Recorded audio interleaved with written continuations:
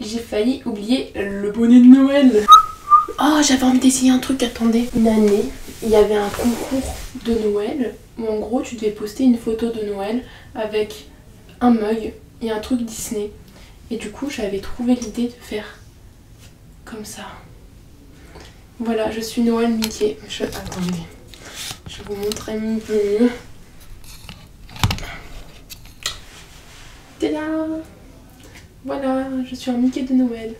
Une année, il y avait un concours sur Instagram pour gagner des objets Disney. Et pour cela, il fallait faire une photo avec un objet Disney, un mug et un truc qui rappelle Noël. Du coup, j'avais fait ça. Et j'étais très contente, ça fait un Mickey de Noël. Je vous mettrai la photo du concours. J'ai pas gagné, malheureusement. Enfin bref, du coup, c'est parti pour le jour 12. Alors, oui, on est le 13 parce que hier, il y avait des invités. Aujourd'hui aussi, il y en a. Attendez, hop, je sais pas comment faire. Aujourd'hui aussi il y en a et du coup je sais pas comment faire et je filme 2 fois de suite des jours. Et je vous retrouve pour le jour 12. Le jour 12, qu'est-ce que je pourrais vous raconter à part mes oreilles de Mickey, je trouve ça rigolo.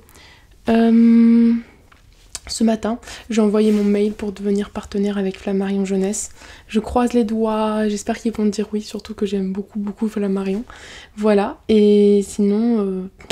j'ai commencé à lire Jean-Paul Sartre, ça m'intéresse pas trop. C'est tout, je crois. Du coup, je commence. On est le jour 12, j'ai même pas dit le AIO. D'ailleurs, n'hésitez toujours pas à répondre aux questions du calendrier, enfin des questions que je pose dans les commentaires. Voilà, ça fait toujours plaisir et j'adore vous répondre, donc bon.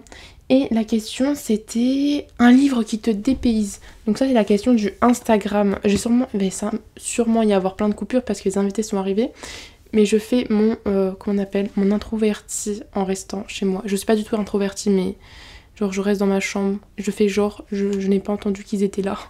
Bref, un livre qui te dépayse. Et du coup au début j'ai réfléchi, je me dis c'est bon, on va pas parler d'un univers de fantasy parce que forcément tous les univers de fantasy dépaysent.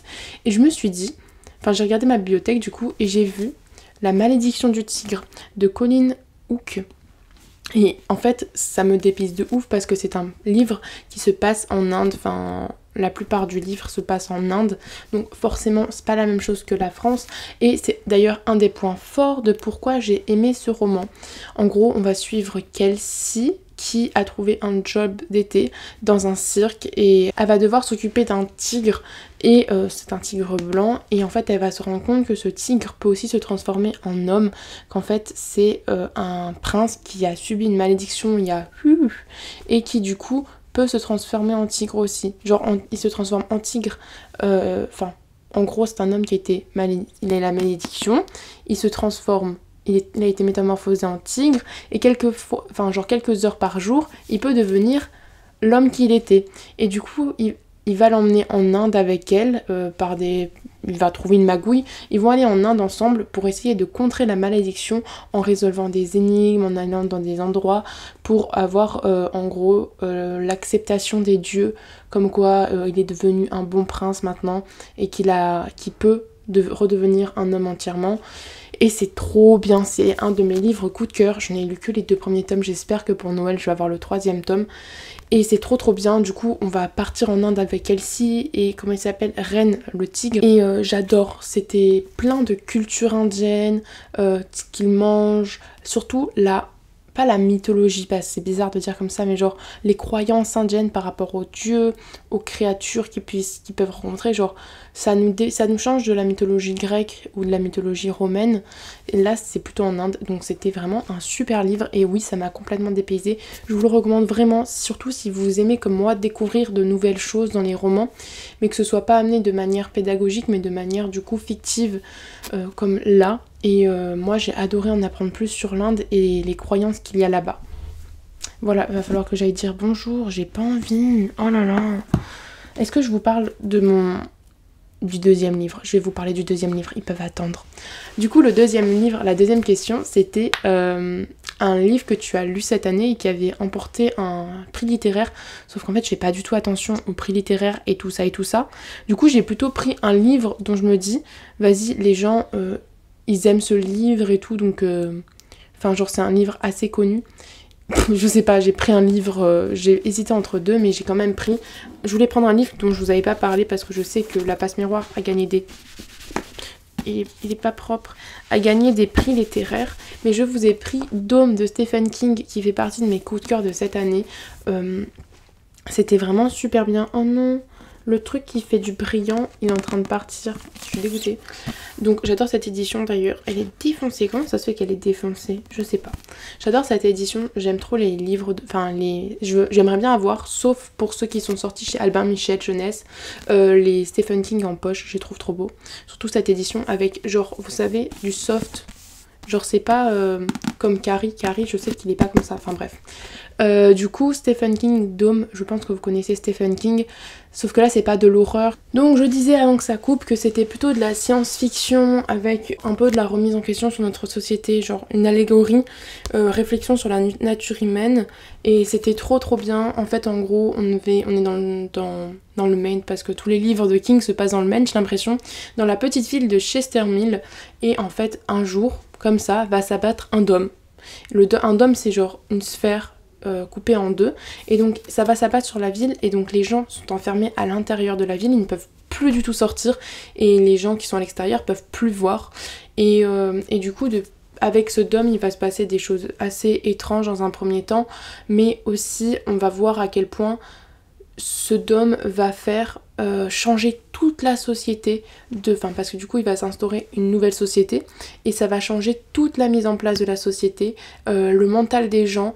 C'était hyper intéressant. Du coup c'est pas, comme je vous ai dit, une allégorie au totalitarisme, parce qu'il va se passer du coup qu'une personne va vouloir prendre le contrôle de toute la ville. On va voir comment il se débrouille pour prendre le contrôle. C'est super intéressant. Par contre, gros trigger warning sur ce livre. Il y a de grosses violences, du viol, des insultes, mais c'est des meurtres aussi assez violents. Donc je vous le recommande pas si vous êtes âme sensible sur tout ça. Mais même moi j'avais envie de... je me sentais pas bien, pour vous dire, tellement c'était horrible, j'avais envie de vomir. Surtout pendant une scène qui était atroce, mais atroce. Oh là là. C'était horrible, mais c'était tellement bien. J'ai adoré ce livre. Ça me montre à quel point Stephen King est un génie, je trouve. Vraiment, je vous le recommande. Je sais qu'il peut faire peur parce qu'il est assez gros, surtout que c'est en 2 tomes. C'est vrai qu'il est gros, qu'il y a pas mal de descriptions. On a beaucoup de points de vue des personnages, des chapitres qui sont peut-être inutiles, mais c'est ça qui fait toute la magie entre guillemets de la plume de Stephen King. On a plein de personnages, certains sont inutiles, les chapitres sont inutiles, mais je sais pas, ça fait partie du roman, ça fait partie de son style, et j'adore, vraiment je vous le recommande. Et voilà, c'est pas un prix littéraire, je pense quand même qu'il a dû gagner des prix littéraires Stephen King, mais voilà. Et d'ailleurs là il y a une série qui s'appelle Under the Dome qui a été adaptée avec ce roman, qui est nul, je vous la recommande pas. Et voilà, trop bien, j'adore. Oh d'ailleurs j'espère pour Noël, je pense ma mère peut-être pour Noël elle va m'offrir un Stephen King, je sais pas. Je sais qu'elle va offrir à mon frère La Ligne Verte, mais à moi, je sais pas. Bref, c'est tout pour aujourd'hui. Si vous avez regardé la vidéo jusqu'au bout, vous pouvez mettre un emoji souris. Ou alors vous faites une phrase, vous me dites votre Disney préféré, parce que maintenant je fais les emojis et les gens qui veulent répondre à une petite question de fin. Donc soit vous mettez l'emoji souris pour ceux qui ont la flemme, soit vous me dites votre Disney préféré. Pour ma part, je peux pas choisir, mais si je devais choisir un Pixar plutôt qu'un Disney, ce serait peut-être Là-haut. Je sais pas, j'adore Là-haut. Avec le gamin, il me fait trop rire, il me donne envie de pleurer à chaque fois. Donc quand un film ou un livre me donne envie de pleurer et de rire en même temps, voilà, c'est parfait. En plus les dessins, l'animation, c'est incroyable. Et pour mon Disney, je sais pas du tout.